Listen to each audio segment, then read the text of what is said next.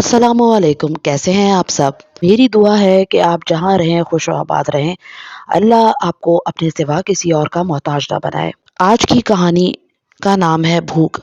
ایک ایسی دوشیزہ کی خوف میں ڈوبی کتھا جسے اچانک ہی وہ بھوکے مل گئے تھے۔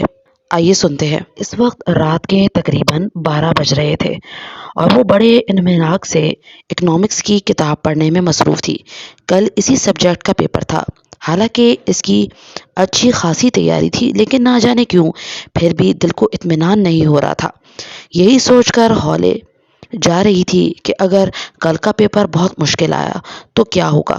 اس نے پڑھتے پڑھتے اچانک ہی وال کلاک کی طرف نگاہ اٹھائی تو گھڑی کی سوئیاں 1 بجا رہی تھیں۔ اس نے جمائی لیتے ہوئے کتاب میز پر رکھ دی۔ 5 منٹ ریسٹ کر لوں پھر نوٹس پڑھنا شروع کروں گی، اس نے کرسی کی پشت سے ٹیک لگاتے ہوئے سوچا۔ پورا گھر ایک مبہم سناٹے میں ڈوبا ہوا تھا۔ امی، ابو اور دونوں چھوٹے بہن بھائی اپنے اپنے کمروں میں دنیا و مافیہ سے بے خبر گہری نیند کے مزے لوٹ رہے تھے۔ تمام کمرے اندھیرے میں ڈوبے ہوئے تھے سوائے اس کے کمرے کے یا پھر برآمدے میں 40 واٹ کا بلب روشن تھا جو ابو ہمیشہ رات کو جلا دیا کرتے تھے۔ 5 منٹ ریسٹ کرنے کے بعد اس نے نوٹس کی طرف ہاتھ بڑھائے ہی تھے کہ اسے امی کی آواز سنائی دی۔ وہ اسے پکار رہی تھیں۔ وہ بری طرح چونک اٹھی۔ اتنی رات گئے امی کیوں مجھے بلا رہی ہیں؟ کہیں کسی کی طبیعت تو خراب نہیں ہو گئی؟ وہ گھبرا کر کھڑی ہو گئی اور ننگے پاؤں دوڑتی ہوئی ان کے کمرے میں پہنچی۔ مگر یہ کیا؟ وہ دروازے میں ہی ٹھٹک کر رک گئی۔ کمرے میں پہلا گہرا اندھیرا اور مکمل سکوت کچھ اور کہہ رہا تھا، اس بات کی گواہی دے رہا تھا کہ اس کمرے سے کسی نے بھی کوئی آواز نہیں دی ہے۔ اس نے اندھیرے میں آنکھیں پھاڑ پھاڑ کر امی ابو کے بیڈ کی طرف دیکھا۔ برآمدے سے آنے والی ملجگی سی روشنی میں اسے وہ دونوں بے خبر سوتے نظر آ رہے تھے۔ یقیناً یہ میرا وہم تھا، یہ سوچتے ہوئے وہ واپس پلٹی تو سامنے علیب اور رمشا کے کمرے پر نظر پڑی۔ وہ بے اختیار ان کے کمروں میں چلی گئی۔ اسے اپنے ان دونوں چھوٹے بہن بھائیوں سے بے پناہ محبت تھی۔ 8 سال تک اس نے اکیلے ہی امی ابو کی بے پناہ محبتیں سمیٹی تھی، لیکن اس کے ساتھ اسے کسی بھائی یا بہن کی کمی کا احساس بھی بہت شدت سے ہوتا تھا۔ جب علیب اور پھر اس کے 1 سال بعد ہی رمشا بھی اس کی تنہائی مٹانے چلی آئیں تو جیسے اسے سارے جہان کی دولت مل گئی۔ اس کے ڈھیر سارے کام وہ اپنے ننھے منھے ہاتھوں سے اتنی اچھی طرح انجام دیتی کہ سب حیران رہ جاتے۔ امی سے زیادہ تو وہ ان کے لیے ہلکان ہوا کرتی تھی۔ اب جب کہ دونوں نے اسکول جانا شروع کر دیا تھا اور وہ کالج میں آ گئی تھی، اس کا اب بھی وہی معمول تھا۔ امی تو جیسے ان دونوں کی ہر ذمہ داری سے بری جمع ہو گئی تھی اور وہ دونوں بھی اپنی نیلما آپی سے کچھ زیادہ ہی اٹیچ تھے۔ وہ کچھ دیر خاموشی سے کھڑی ان دونوں کو دیکھتی رہی، پھر باری باری ان کی پیشانی چوم کر کمرے سے باہر نکل آئی۔ کیسا عجیب سا سناٹا پھیلا ہوا تھا پورے گھر میں۔ پتہ نہیں کیوں ایک عجیب سا خوف اسے اپنے رگوں پہ میں دوڑتا ہوا محسوس ہونے لگا۔ وہ جلدی سے اپنے کمرے میں آ گئی۔ کرسی پر بیٹھ کر اس نے کتاب اٹھائی، لیکن دماغ جیسے بلینک سا ہو رہا تھا۔ اس نے امی کی کتنی واضح آواز سنی تھی، نیلما، نیلما، جلدی آؤ۔ کتنی بے قراری تھی ان کی آواز میں، اور یہ وہم ہرگز نہیں تھا۔ اس نے الجھ کر کتاب نیچے رکھ دی۔ ایسا پہلے تو کبھی نہیں ہوا تھا۔ آج دوپہر کو بھی اس کے ساتھ ایک عجیب سا واقعہ پیش آیا تھا۔ دوپہر کو وہ کچھ دیر کے لیے اپنی بہت عزیز دوست سعدیہ کے گھر کچھ ضروری نوٹس پر ڈسکس کرنے گئی تھی۔ سعدیہ ان کے گھر کے نزدیک ہی رہتی تھی، بس دوسری گلی میں اس کا گھر تھا۔ واپسی پر گرمی کی شدت سے گھبرا کر اس نے درخت کے نیچے کھڑے کلفی والے سے کلفی خریدنے کا ارادہ کیا۔ پرس سے پیسے نکال کر وہ کلفی والے کی جانب بڑھی، لیکن وہ پیسے لینے کے بجائے ایک ٹک اسے دیکھنے گیا۔ کیسی عجیب سی آنکھیں تھیں اس کی، ساکت اور زندگی سے آری آنکھیں۔ نیلما کے ہاتھ کپ کپا گئے اور حلق میں جیسے کانٹے ہو گئے۔ کچھ بولنا چاہا لیکن آواز نکل ہی نہ سکی۔ یہ صرف چند لمحوں کی بات تھی، پھر درخت کے اوپر سے کسی کے ہنسنے کی آواز آئی۔ منمناتی ہوئی سی ہنسی تھی۔ اس نے گھبرا کر اوپر دیکھا۔ ایک عورت سرخ رنگ کے دوپٹے کا گھونگھٹ گاڑے اس درخت کی ایک شاخ پر اپنے 2 پیر لٹکائے بیٹھی تھی۔ کیسے سیاہ اور سوکھے سوکھے سے پیر تھے اس کے، جو لہنگے سے جھانکتے ہوئے نظر آ رہے تھے۔ نیلما کا دل زور زور سے دھڑکنے لگا۔ اس نے چاہا کہ وہاں سے بھاگ جائے، لیکن اسے یوں محسوس ہو رہا تھا گویا اس کے پیروں میں جان ہی نہیں رہی۔ तभी इत्तेफाक से पड़ोस में रहने वाली आंटी अपनी कार में वहां से गुजरी और इसे यूं हवास बागता दरख्त के नीचे खड़ा देखकर उन्होंने कार रोक ली और इसे पुकारा तो वो हवास में वापस आ गई। क्या हुआ नीलमा, सब खैरियत है? उन्होंने कार का शीशा नीचे करते हुए पूछा। इससे पहले कि वो जवाब देती, कुल्फी वाला अपना ठेला लेकर आगे बढ़ गया, लेकिन इसकी बेजान आंखें इस वक्त भी इसे अपने चेहरे पर जमी हुई महसूस हो रही थी। वो दौड़कर आंटी की कार के करीब आ गई और बिना पूछे दरवाज़ा खोलकर अंदर बैठ गई। आंटी, ये कुल्फी वाला बहुत अजीब सा आदमी लग रहा था। ऐसा महसूस हो रहा था गोया वह जिंदा नहीं बल्कि मुर्दा है। पता नहीं कैसे बेख्तियार ही इसके मुंह से खौफ के कपकपाते हुए ये जुमले निकले थे। आंटी किलकिलाकर हंस पड़ी। अरे पागल, ऐसे नहीं कहते। देखो तो बेचारा इस उम्र में इतनी शदीद गर्मी में घर चलाने के लिए कितनी मेहनत कर रहा है। वो कार को आगे बढ़ाते हुए बोली। तभी नीलिमा ने दरख्त की इस शाख की जानिब देखा जहां उसे वो अजीबुल खलकत औरत बैठी हुई नजर आई थी, लेकिन इस वक्त वो शाख बिल्कुल खाली थी। खौफ से इसका दिल धक धक करने लगा। वो नाहक ही इस दरख्त के नीचे आ खड़ी हुई थी। शायद ये दरख्त चुड़ैलों और भूतों का मस्कन है, इसने खौफ से कांपते हुए सोचा, लेकिन आंटी से इस औरत का जिक्र नहीं किया कि वो मजाक उड़ाती और फिर घर आकर अम्मी से भी वो इस वाक़े को छुपा गई, क्योंकि कल इसका बहुत अहम पेपर था और अम्मी काफ़ी ज़ईफ़ुल एतक़ाद खातून थी। पता नहीं ये सुनकर इनका रिएक्शन क्या होता, जबकि वो बड़ी यकसोई से तैयारी करना चाह रही थी। हो सकता है कि ये सब मेरा वहम हो।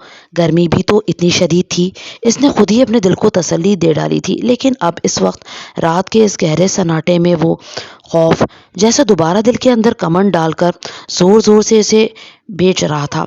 वो जिंदगी से आ रही दो बेजान आंखें इसे चारों जानिब से अपनी तरफ घूरती हुई महसूस हो रही थी। इसका चेहरा पसीने से तर हो गया। ये मुझे क्या हो रहा है? शायद मुझे अम्मी को जगा देना चाहिए, उसने कांपते हुए दिल के साथ सोचा। तभी अलीब के रोने की आवाज़ ने उसे बुरी तरह चौंका दिया। आप ही, वो बुरी तरह से रोते हुए उसे पुकार रहा था। वो पूरी कुव्वत से दौड़ती हुई अलीब के कमरे में पहुंची तो एक बेहद दहशतनाक और रूह फरसा मंजर ने इसके होशो हवास ही मुअत्तल कर दिए। सामने वही कुल्फी वाला बूढ़ा बैठा अपनी जिंदगी से आरी आंखों के साथ उसे घूर रहा था और उसकी गोद में अलीब था जो इसके बाजुओं के शिकंजे में जकड़ा हुआ था और वो अपने आप को छुड़ाने की कोशिश करते हुए बुरी तरह रो रहा था। अलीब, वो पूरी कुव्वत से चीखी। वो बूढ़ा आहिस्ता आहिस्ता हंसने लगा, ऐसी करी हंसी कि नीलिमा के रोंगटे खड़े हो गए। उसके पूरे मुंह में सिर्फ 3 दांत थे, जिनमें एक दांत खून से तर था जबकि बाकी दोनों दांत बेइंतहा मैले और पीले थे। मुझे भूख लग रही है, मुझे कुछ खाने को दो, वो अजीब मिनमिनाती आवाज़ में अपना इस्तख्वानी हाथ इसकी तरफ बढ़ाते हुए बोला, जबकि दूसरे हाथ से उसने अलीब को मजबूती के साथ जकड़ा हुआ था। अम्मी अब्बू जल्दी आइए। नीलिमा के हलक से एक दिलसोज चीख निकली और फिर वो चिल्लाती सी चली गई। दफातन उसे कंधे पर किसी का हाथ रेंगता हुआ महसूस हुआ। उसने बेख्तियार पलटकर पीछे देखा तो वही सुबह वाली औरत जिसके चेहरे पर इस वक्त भी घूंघट ही पड़ा हुआ था, इसके बिल्कुल पीछे खड़ी थी। नीलिमा की चीखें बेख्तियार रुक गई और वो पटी पटी आंखों से इस औरत को देखने लगी। वो भूखा है, उसे कुछ खाने को दो, घूंघट के अंदर से वो मनमन करती हुई बोल रही थी। नीलिमा थरथर कांपने लगी। अलीब अब भी बुरी तरह रो रहा था, तड़प तड़प कर उसे पुकार रहा था, लेकिन कितनी हैरत की बात थी कि साथ वाले बेड पर लेटी हुई रमशा की नींद में जरा सा भी खलल नहीं पड़ा था। और मजीद हैरत की बात यह थी कि अम्मी अब्बू इतना शोरगुल होने के बावजूद कमरे से बाहर नहीं निकले थे, वरना अम्मी की आंख तो जरा सी आहट से खुल जाती थी। नीलिमा ने बड़ी बेबसी से अपने छोटे से मासूम भाई को देखा जो इस करी शक्ल बूढ़े के शिकंजे में जकड़ा बुरी तरह से तड़प रहा था।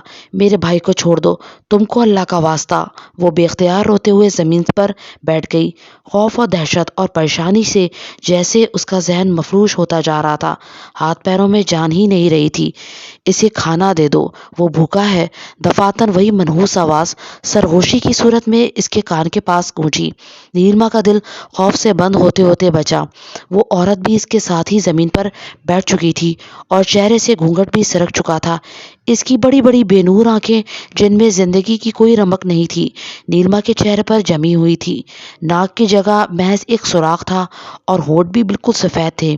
وہ اپنا استفرانی ہاتھ نیلما کے کندھے پر رکھے صرف ایک ہی جملے کی گردان کر رہی تھی، اسے کھانا دو، وہ بھوکا ہے۔ اچھا میں بھی کھانا لاتی ہوں، تم لوگ الیب کو چھوڑ دو، وہ اس سے دور ہٹتے ہوئے بولی۔ خوف سے اس کا رواں رواں کانپ رہا تھا۔ وہ لرزتے قدموں سے الیب کی جانب بڑھی۔ میرے بھائی کو چھوڑ دو، میں بھی کھانا لے کر آتی ہوں۔ اس نے بڑے ملتجانہ انداز میں بوڑھے کی طرف دیکھتے ہوئے الیب کی جانب اپنے دونوں ہاتھ بڑھا دیے، لیکن دوسرے ہی لمحے خوف کی شدت سے لڑکھڑا کر پیچھے ہٹ گئی۔ الیب کی آنکھیں ایک دم سے بے رمق ہو گئی تھیں، ایسی آنکھیں جن میں زندگی کی کوئی بھی رمق نہ ہو۔ وہ اسے گھورتے ہوئے ہنسنے لگا، بالکل اسی بوڑھے کی طرح۔ نیلما پھٹی پھٹی آنکھوں سے اس کو دیکھنے لگی۔ اب وہ اپنے دونوں ہاتھوں کے اشارے سے اس کو اپنے پاس بلا رہا تھا۔ آپ ہی میرے پاس آؤ۔ نیلما نے دیکھا اس کے 7 سالہ بھائی کا معصوم چہرہ اس وقت ایک بہت بوڑھے شخص کے چہرے جیسا لگ رہا تھا، اور اس کے ہونٹوں پر ایسی بھیانک ہنسی تھی کہ وہ تھرا کر رہ گئی۔ وہ عورت اس کے پاس سے گزر کر الیب کے نزدیک پہنچ گئی، اور پھر اس نے بوڑھے کی گود سے الیب کو چھین کر زمین پر پٹک دیا۔ نیلما کی بے اختیار چیخ نکل گئی، لیکن الیب پر جیسے گرنے کا کوئی اثر نہیں ہوا تھا۔ وہ دوسرے ہی لمحے پھرتی سے اٹھ کھڑا ہوا۔ اس کی پھرتی اور نیلما کے خوفزدہ چہرے کو دیکھ کر وہ عورت اور بوڑھا زور زور سے ہنسنے لگے۔ الیب نے بھی ان کا ساتھ دیا۔ ہی۔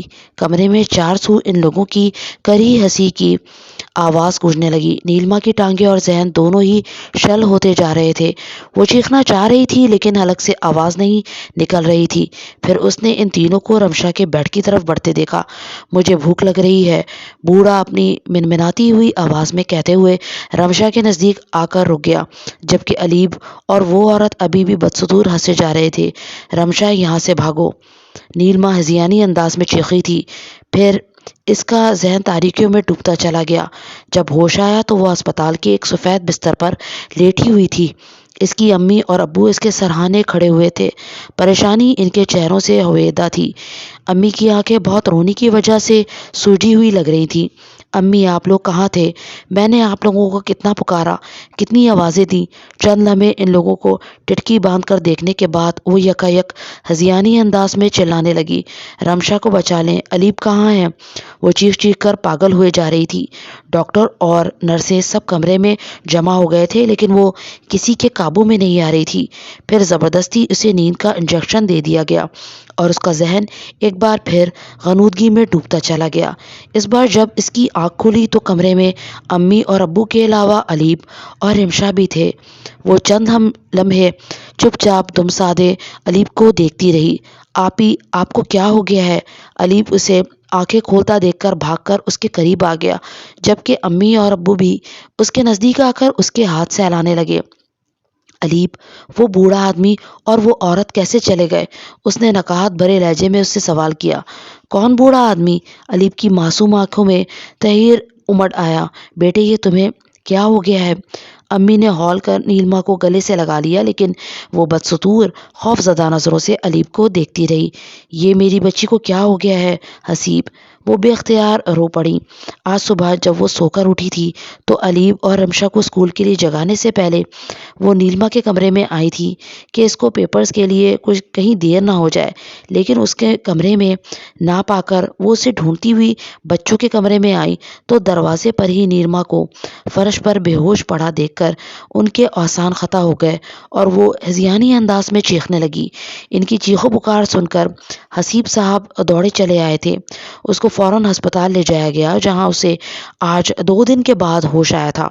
ڈاکٹرز بھی سمجھ نہیں پا رہے تھے کہ آخر اسے ہوا کیا تھا۔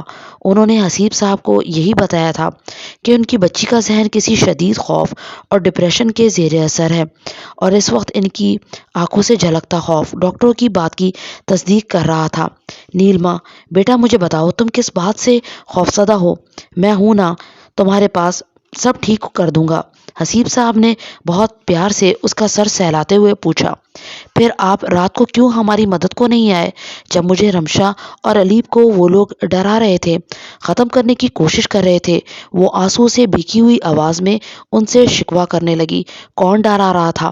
مجھے سب تفصیل سے بتاؤ بیٹا، حسیب صاحب نے اس کے آنسو پوچھتے ہوئے چمکار کر پوچھا، جبکہ امی دم سادے اس کو دیکھ رہی تھی۔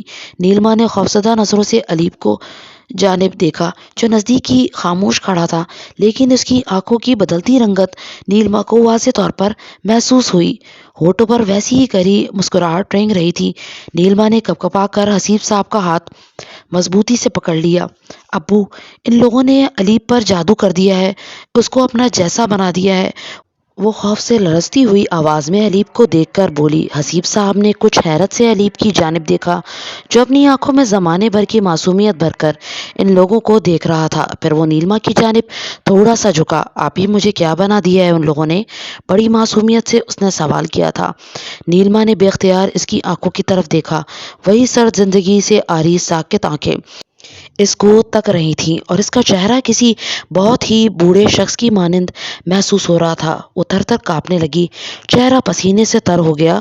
ابو، یہ علیب نہیں ہے، ان لوگوں نے ہمارے علیب کو مار دیا ہے، آپ میرا یقین کریں۔ ابو، میرا علیب شاید مر گیا ہے۔ وہ بے اختیار حسیب صاحب کا ہاتھ تھام کر بے تحاشا رونے لگی۔ اس کی چیخیں آسمان کو چھو رہی تھی۔ امی بھی اس کی یہ حالت دیکھ کر رو رہی تھی۔ حسیب، میری بچی پر کوئی سایہ ہو گیا ہے، آپ کسی مولوی کو بلائیں۔ وہ اسے اپنے کلیجے سے لپٹاتے ہوئے روندی ہوئی آواز سے کہہ رہی تھی۔ بیٹے، علیب اللہ رکھے بالکل ٹھیک ہے، دیکھو یہ تمہارے سامنے کھڑا ہوا ہے۔ حسیب صاحب نے اسے چمکارتے ہوئے علیب کی طرف اشارہ کیا، لیکن نیلما منہ چھپائے روتی رہی۔ وہ اس چہرے کی طرف دیکھنے کی ہمت ہی نہیں کر پا رہی تھی جو اس کے علیب کا تھا ہی نہیں۔ وہ چہرہ اپنے دونوں ہاتھوں میں چھپائے رو رو کر بس یہی کہتی رہی کہ ابو، آپ میرا یقین کر لیں، ان لوگوں نے میرے علیب کو مار دیا ہے۔ آپی، میں زندہ ہوں، آپ مجھے چھو کر دیکھیں۔ اچانک ہی وہ اچک کر اس کی گود میں بیٹھ گیا۔ اتنا اچانک کیسے کچھ سوچنے کا موقع ہی نہیں ملا۔ بس اس کے بیٹھتے ہی نیلما کو اپنے رگوں پہ میں ایک برف جیسی ٹھنڈک کے پھیلنے کا احساس بے حد شدت کے ساتھ ہوا۔ علیب کے بے حد سرد ہاتھ اس کی گردن پر تھے اور وہ بہت آہستگی کے ساتھ اس کے کانوں میں بے حد عیب سی آواز کے ساتھ سرگوشی کر رہا تھا۔ میں زندہ ہوں، لیکن آج تم مر جاؤ گی، پھر رمشا مرے گی۔ ہی کتنی مکروہ ہنسی تھی وہ۔ نیلما نے ایک جھٹکے سے اسے اپنی گود سے ہٹانا چاہا، لیکن وہ اپنی جگہ سے ہلا تک نہیں، بلکہ اس سے کچھ اور چمٹ گیا۔ نیلما نے پوری قوت سے اس کو اپنے آپ سے الگ کرنا چاہا، لیکن اس 7 سال کے بچے میں جیسے فولاد جیسی قوت آ گئی تھی اور اس کی سخت اور سرد باہوں میں نوکیلے کانٹے اگائے تھے جو نیلما کو اپنی گردن میں پیوست ہوتے محسوس ہو رہے تھے۔ اس نے امی کو پکارنا چاہا، ابو کو آواز دینی چاہی، لیکن بس وہ ہونٹ ہلا کر رہ گئی۔ آواز حلق سے نکل ہی نہیں رہی تھی۔ علیب کا چہرہ بالکل اس کے منہ کے قریب تھا، بے جان ساکت آنکھیں لہو رنگ ہو رہی تھیں۔ اس نے بہت بے بسی کے ساتھ امی کی جانب دیکھا تو دہشت سے اس کا تیز رفتاری سے دھڑکتا دل ایک دم سے ساکت ہو گیا اور وہ پتھرائی ہوئی آنکھوں سے بس ان کو دیکھتی رہ گئی، کیونکہ وہاں اس کی امی کی جگہ وہی کری صورت عورت کھڑی مسکرا رہی تھی۔ اس کے زرد دانتوں پر لگی خون کی بوندیں بہت واضح تھیں اور وہ رمشا کو اپنی گود میں لیے آہستہ آہستہ اس کی جانب بڑھ رہی تھی اور وہ بوڑھا رمشا کی طرف ہاتھ بڑھاتے ہوئے بس یہ جملہ بولے جا رہا تھا، مجھے بھوک لگ رہی ہے۔ یہ آخری منظر تھا جو نیلما نے اپنے دل کی دھڑکن رکنے سے پہلے دیکھا تھا۔ آج نیلما کا 40واں تھا۔ امی عورتوں میں گھری بے حد نڈال سی بیٹھی ہوئی تھی۔ ان کی بچی نے اتنا اچانک ان کے سامنے لمحوں میں دم توڑا تھا کہ انہیں اس کی موت کا اب تک یقین ہی نہیں آ رہا تھا۔ آنکھوں کے سوتے رو رو کر خشک ہو چکے تھے۔ ہوش و حواس سے بیگانہ بس وہ نیلما کو ہی پکارتی رہتی۔ حسیب صاحب خود غم کی شدت سے نڈال تھے۔ نیلما کی اچانک موت کا معمہ وہ کسی صورت نہیں حل کر پا رہے تھے۔ ڈاکٹر نے اس کی موت کا سبب اچانک ہی ہارٹ فیل بتایا تھا۔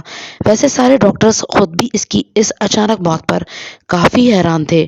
ڈاکٹرز کا ایک بورڈ اس کیس پر ڈسکس کرنے کے لیے بیٹھا بھی تھا، لیکن وہ لوگ کسی خاص نتیجے پر نہیں پہنچ سکے تھے۔